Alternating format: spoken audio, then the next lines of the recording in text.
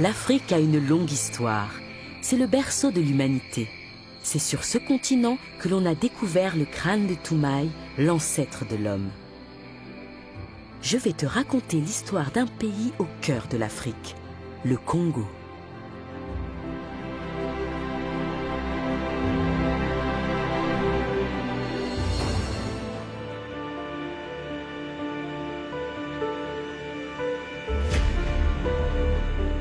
Il y a plusieurs milliers d'années, y vivaient des ancêtres de l'homme actuel, que l'on appelle des hominidés. Est-ce cette époque que l'on appelle préhistoire? Oui, la lointaine préhistoire. Elle est divisée en 3 grandes périodes, l'âge de pierre ancien, moyen et récent. Au Congo, les archéologues ont découvert des outils en pierre taillée, datant de l'industrie du Sangoan entre 70 000 et 40 000 avant Jésus-Christ. Ce sont des galets aménagés, des bifaces. Mais ces ancêtres vont progresser. C'est vrai, ils ont fait évoluer leurs outils. Pendant le Lupambien, il y a eu les pointes de saguet en forme de feuilles. Puis, au Tchitolien, les outils deviennent plus petits et sont polis, comme les pointes de flèches. Les flèches? Les saguets? Est-ce que ce sont des chasseurs? Oui, ils chassent, ils pêchent, cueillent des baies et des fruits. Ils sont nomades. Ils se sédentarisent ensuite au néolithique, de moins 3000 à moins 1000 environ, pratiquent l'agriculture et l'élevage. La poterie et la métallurgie sont inventées. Si les archéologues ont réussi à percer quelques énigmes, d'autres restent entières. Au fond de la forêt se cache un grand mystère. Tu veux parler des Pygmées, le peuple de la forêt? Oui, ils en connaissent tous les secrets. On dit qu'ils possèdent des pouvoirs magiques. Ils sont de petite taille, habitent dans des huttes de feuilles et de branches. Leur façon de vivre n'a pas changé. Ils cueillent des baies, récoltent du miel et chassent le gibier. Les Pygmées sont-ils les ancêtres? Que représentent les Bantous? Beaucoup de Congolais descendent des Bantous. Il faut parler de leur grande épopée.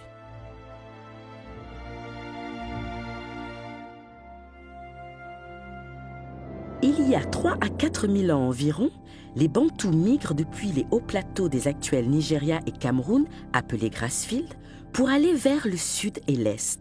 Au premier millénaire, 2 zones de peuplement sont connues, la région des Grands Lacs et le plateau oubanguien, d'où proviennent la plupart des populations du Congo d'aujourd'hui.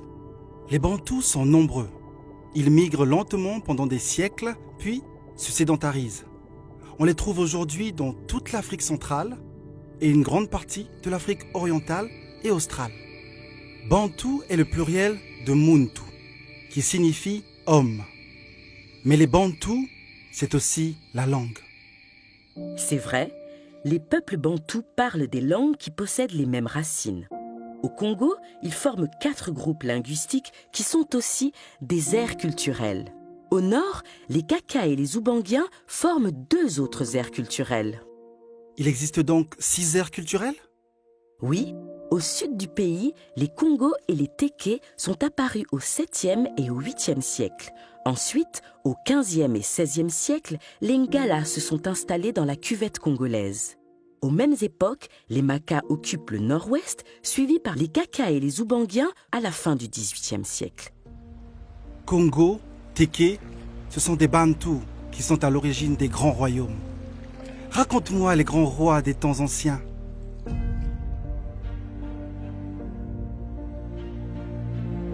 L'ère des grands royaumes congolais s'étage entre le 9e et le 19e siècle, même si certains perdurent encore aujourd'hui.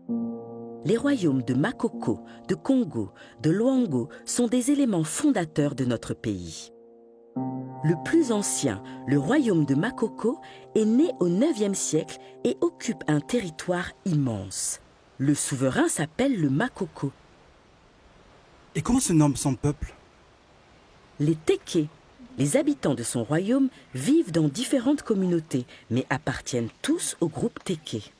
Quel était le plus célèbre des Makoko? L'un des plus connus est Ilo Ier, qui règne de 1874 à 1892. On le vénère presque comme une divinité. On le dit même doué d'une grande sorcellerie. Dans sa capitale, Mbé, entouré de ses conseillers, il bénéficie d'une fortune considérable. Son territoire est découpé en entités administratives, comme un État moderne. Et connais-tu l'histoire de João Ier, roi de Congo? Il s'appelle en vérité Muzinga Ankuru, mais prend ce nom par amitié pour le roi du Portugal. Oui, car il est le premier monarque de Congo à rencontrer des navigateurs portugais au XVe siècle, en 1482 exactement. À cette époque, sa capitale, Mbanza Congo, est une cité prospère. C'est une longue dynastie que celle des rois de Congo. Le royaume existe déjà probablement depuis le IXe siècle, mais il est à son apogée à partir du XIe siècle. Le territoire est bien organisé, avec des provinces placées chacune sous le contrôle d'un gouverneur. Le Mani-Congo règne avec un pouvoir absolu. Son trône a souvent fait l'objet de rivalités entre les différents héritiers. En 1665, une bataille de succession terrible a lieu à Ambuila. Avec ses milliers de morts, elle déstabilise si bien le royaume qu'elle précipite sa fin au XIXe siècle. Parle-moi encore d'autres royaumes. Il y a celui de Loango, fondé au XVe siècle, mais il est beaucoup moins vaste que le Makoko. Comment vit-on à la cour du roi de Loango au XVIIIe siècle? L'étiquette est très rigoureuse. Le roi, le Maloango, est entouré de dignitaires. Makaka, ministre de la guerre, Mafuka, ministre du commerce, Masafi, ministre des finances. Le pouvoir royal est transmis par les femmes. Seuls les fils des sœurs ou des cousines du roi peuvent accéder au trône. Il existe d'autres seigneuries ou royaumes? J'ai entendu parler des Mboshi. Eux aussi avaient un roi?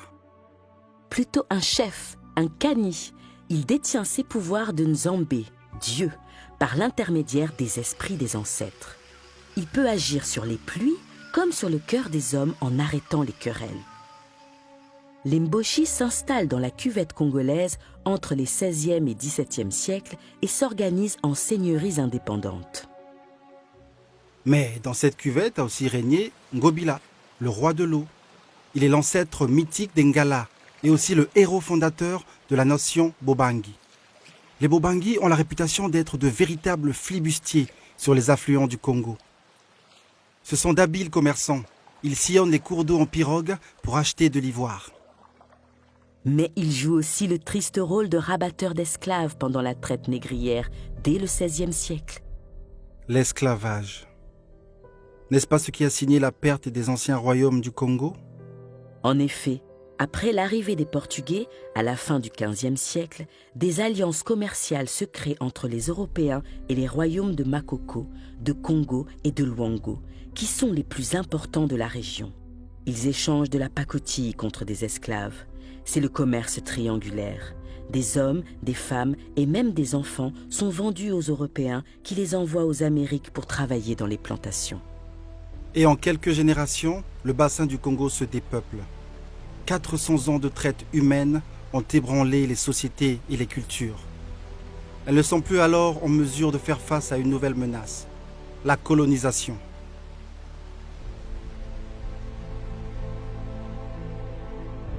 À la fin du XIXe siècle, l'Europe, en pleine révolution industrielle, est en quête de nouvelles matières premières et de débouchés commerciaux. Et l'Afrique est le nouvel horizon à découvrir et à exploiter. Au Congo en particulier, la France envoie l'explorateur Pierre Savournian de Brazza. Il signe de nombreux traités, dont un accord avec le Makoko Ilo Ier en 1880, qui permet ainsi l'occupation d'une partie de ses terres. Brazza. Comme Brazzaville, notre capitale? Oui, Savournian de Brazza crée une station de colonisation à Mfwa. Ce village téké de la rive droite du Pumbo prendra le nom de Brazzaville en 1881. Ainsi, les chefs africains ont accepté l'installation des Européens aux portes de leur cité? Il s'agit au départ de partenariats, de traités d'amitié. Mais le ton change lorsque les Français commencent à se considérer comme les maîtres légitimes de ces terres ancestrales et se mettent à organiser le territoire avec toute une série de décrets. Où s'installent finalement les Français? Sur toutes les terres situées entre la cuvette congolaise au nord et l'Atlantique au sud. Le 30 avril 1891, les possessions françaises d'Afrique centrale prennent le nom de Congo français. En 1906, il est subdivisé en 3 colonies, le Gabon, le Moyen Congo et l'Oubangui-Chari. En 1910, ces 3 colonies, ainsi que le territoire militaire du Tchad, forment l'AEF, l'Afrique équatoriale française. À cette époque ont lieu des soulèvements importants. Les Congolais n'acceptent pas l'autorité de l'administration coloniale et le travail forcé. De nombreuses résistances armées ont lieu et durent longtemps à travers tout le pays. Une figure se détache, celle du militant et leader politique André Matsoa. Mais hélas, ces résistances sont vite réprimées car les fusils des Français bénéficient d'une cadence de tir 10 fois supérieure. La vie est difficile à l'époque coloniale ? Mais oui, en 1910, le régime dit de l'indigénat instaure le travail forcé, et puis il y a les taxes obligatoires, les mauvais traitements envers la population. Et il y a aussi l'histoire du chemin de fer, le Congo-Océan, qui relie Brazzaville au port de Pointe-Noire. Débuté en 1920, sa construction est un enfer. Cela dure 13 ans et coûte des dizaines de milliers de vies humaines. D'autres aménagements se poursuivent au Moyen Congo. Routes, ports, hôpitaux, lycées, barrages, industries, jusqu'à la veille de l'indépendance. L'indépendance ? Un vent de révolte gronde-t-il à cette époque ? La Deuxième Guerre mondiale, qui ébranle toute l'Europe à partir de 1939, va servir de tremplin à l'indépendance. En 1940, les territoires du Tchad, du Moyen Congo et de l'Oubangui-Chari se rallient à la France. Sous l'égide du général de Gaulle, Brazzaville devient la base de la reconquête de la France, alors occupée par les Allemands. En 1944, la conférence de Brazzaville est organisée pour réfléchir au sort des colonies après la guerre. Je crois que c'est le moment où le nationalisme congolais prend corps. Des partis politiques apparaissent. Oui, Jean-Félix Tchikaya est le premier député congolais à siéger à l'Assemblée constituante en 1945 à Paris. Il fonde en 1946 le PPC, le Parti progressiste congolais. Les colonies deviennent des territoires d'outre-mer et les Congolais des citoyens français. Mais il faudra attendre 1956 et la loi cadre de Gaston Defferre pour que tous aient le droit de vote. Et l'indépendance ? C'est l'abbé Fulbert Youlou, premier président de la République élu en 1956, qui proclame l'indépendance le 15 août 1960. La capitale, Brazzaville, résonne aux accords de la Congolaise.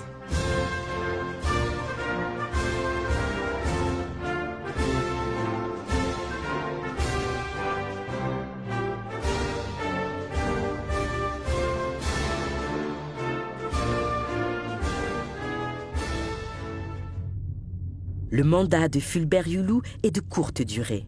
Quand il prône le parti unique, cela génère des tensions. Des mouvements de protestation ont lieu pendant 3 journées appelées les 3 Glorieuses. En août 1963, Fulbert Youlou démissionne. Après un gouvernement provisoire, un nouveau régime de gauche prend la suite en décembre 1963 avec à sa tête Alphonse Massamba Deba et comme Premier ministre Pascal Lissouba. Un parti unique est instauré, le MNR, Mouvement national de la Révolution, avec étatisation de l'économie. Il ne restera pas très longtemps au pouvoir non plus, puisqu'en 1968, c'est l'insurrection. Insurrection qui ouvre la voie à Marien Ngouabi. Il devient président et remplace le MNR par le PCT, Parti congolais du travail. Le pays s'appelle désormais la République populaire du Congo. Mais ce n'est pas la stabilité pour autant, car je crois que Marien Ngouabi connaît un destin tragique. Il est assassiné en 1977 et brièvement remplacé par le colonel Jacques-Joachim Yombi Upango. En 1979, le PCT porte au pouvoir Denis Sassou Nguesso, qui avait déjà été ministre de la Défense. Le Congo se construit, évolue. Le pétrole, le bois sont exploités. Pointe-Noire devient une ville industrielle. En 1992, des élections présidentielles ont lieu. Et c'est Pascal Lissouba qui est élu. Une phase de conflit de plusieurs années s'ouvre alors pour le Congo. Ce sont chaque fois les périodes électorales qui créent les tensions. Les législatives de 1993 engendrent des affrontements jusqu'en 1994. Puis, les présidentielles de 1997 tournent à la guerre civile. La victoire militaire de Denis Sassou Nguesso y met fin. Il devient président de la République. Mais le pays n'est pas au bout de ses peines. Malgré la création d'un forum national pour la réconciliation, l'unité, la démocratie et la reconstruction, les affrontements reprennent entre l'opposition et le gouvernement de 1998 à 1999. Mais enfin, un gouvernement d'union nationale est instauré entre 1999 et 2002. En 2002, Denis Sassou Nguesso est réélu président, puis reconduit en 2009 avec pour objectif la paix. La paix, mais pas seulement. En 2016, Denis Sassou Nguesso est réélu président. Il prône le développement économique et social, l'amélioration des conditions de vie, la bonne gestion des finances publiques et surtout les grands travaux. Il y a encore de nombreux rêves au Congo et toute une jeunesse qui ne demande qu'à les réaliser.